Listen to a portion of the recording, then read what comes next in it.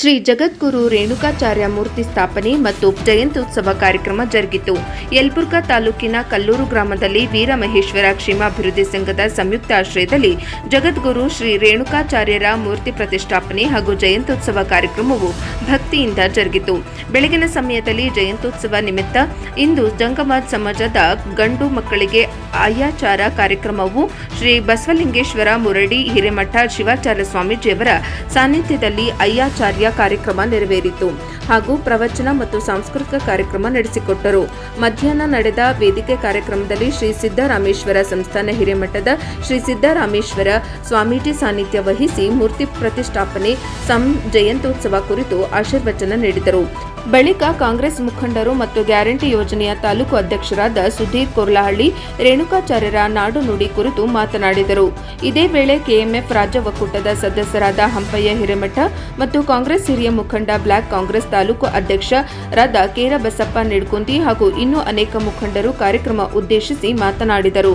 ಕಾರ್ಯಕ್ರಮದಲ್ಲಿ ಕಾಂಗ್ರೆಸ್ ಮುಖಂಡರಾದ ಶಿವಣ್ಣ ರಾಯರೆಡ್ಡಿ, ಶರಣಪ್ಪ ಗಾಂಜಿ, ಡಾಕ್ಟರ್ ಶಿವಕುಮಾರ್ ದಾನರೆಡ್ಡಿ, ಮಲ್ಲಿಕಾರ್ಜುನ ಜಕ್ಕಲಿ ಮತ್ತು ಸಮಾಜದ ಮುಖಂಡರಾದ ಸಿದ್ದಯ್ಯ ಹಿರೇಮಠ್, ಈಶಯ್ಯ ಶಿರೋರಿಮಠ್, ಮಲ್ಲಯ್ಯ ಗುರುವಿನ ಮಠ, ಅಂದಯ್ಯ ಹರೀಶ್ ಹಿರೇಮಠ, ಕಲ್ಲಯ್ಯ ಜಾರಗಡ್ಡಿ, ವರದಯ್ಯ ಹಿರೇಮಠ, ಶರಣಯ್ಯ ಮುಳ್ಳೂರು ಮಠ ಹಾಗೂ ಕಲ್ಲೂರು ಗ್ರಾಮದ ಸಕಲ ಸದ್ಭಕ್ತರು ಭಾಗವಹಿಸಿದ್ದರು.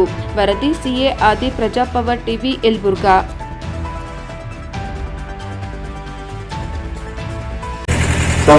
ಇಡೀ ಸಮಾಜವನ್ನ ಎಲ್ಲ ಸಮಾಜವನ್ನ ಈ ಸನ್ಮಾರ್ಗದತ್ತ ಕರ್ಕೊಂಡು ಹೋಗ್ತಕ್ಕಂಥ ಪ್ರಮುಖ ಜವಾಬ್ದಾರಿಯನ್ನ ನಿರ್ವಹಣೆಯಾಗಿರುತ್ತದೆ. ಯಾವುದೇ ಕಾರಣ ಕಟ್ಟು ಶುಭ ಕಾರ್ಯಗಳಿಗೆ ಜಂಗಮರು ಅತ್ಯವಶ್ಯ.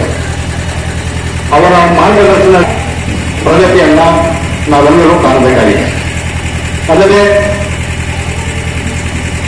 ಸಂಸ್ಕೃತಿಯನ್ನ ಬಿಂಬಿಸ್ತಕ್ಕಂಥ ಕೆಲಸವನ್ನ ಆಗ್ತಾ ಇದೆ.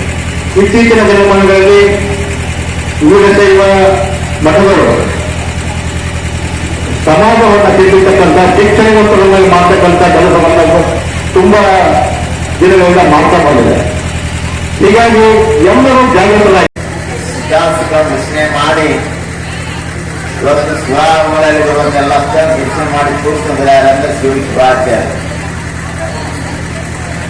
ಇವತ್ತು ಅಗಸ್ತ್ಯ ಮುನಿ ಶತತ್ವ ಸಿದ್ಧಾಂತವನ್ನು ಗ್ರಹಿಸಿ ಹೇಳಿಕೆ ನೀಡ್ಯಾರ. ಆದ್ರೆ ಅಗಸ್ತ್ಯ ಮುನಿ ಇದ್ದಿದ್ದು ಎಷ್ಟನೇ ಇಸ್ವಿ ಅಂದ್ರೆ ಕ್ರಿಸ್ತಶಕ ಪೂರ್ವ 1000 ವರ್ಷದಿಂದ ಅಗಸ್ತ್ಯ ಮುನಿ ಇದ್ದ. ಅಗಸ್ತ್ಯ ಮುನಿ ಯಾರಂದ್ರೆ ರೇಣುಕಾಚಾರ್ಯ ಶಿಷ್ಯನೇ ಅಗಸ್ತ್ಯ ಮುನಿ ಅಂದ್ರೆ ನಮಗೆ ಇವತ್ತು ಗೊತ್ತಾಗೋದಂದ್ರೆ